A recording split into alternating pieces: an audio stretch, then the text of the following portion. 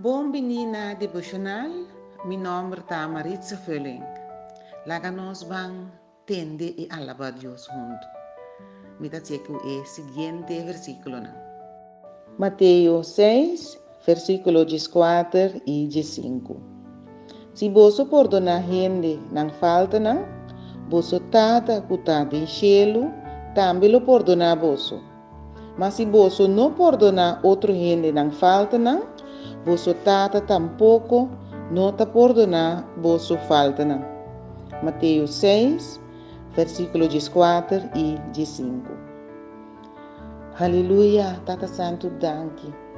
Me tá vindo em boa presença, oh Deus, em nome de Cristo Jesus. E me amavo, danke. Oh Deus, me tá perdonar. Me tá perdonar, gente não falta não.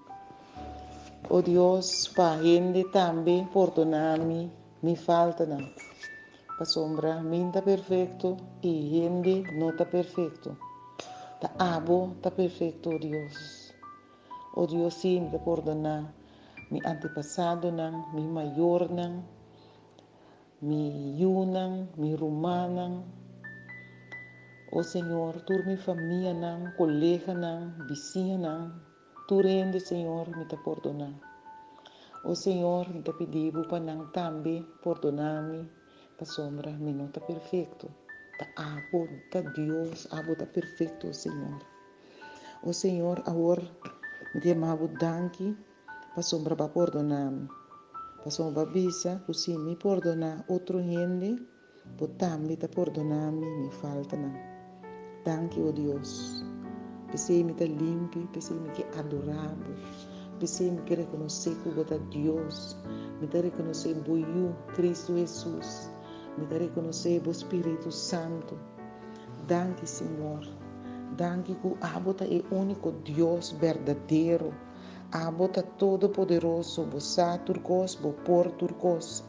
Bot a criar cielo e terra e mais coisas, luna, solo, planeta não, e portar muito mais que minha mente por mira e capta. O Senhor, bom nome está alto e elevado, bota santo, bota digno, Hosanna de altura.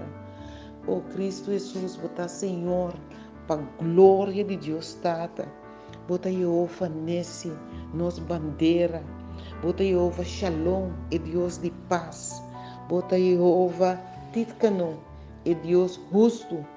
Danke, Senhor. Danke, bota Deus de amor, bota amor. Oh Deus, danke. Me tá adorável e me tá bendicionável. A sombra bota é único Deus. Oh Deus, danke por me tá bendicionando. A sombra abo a bendicionar-me. Siga bendicionar-me, Senhor. Siga bendicionar-me de verdade.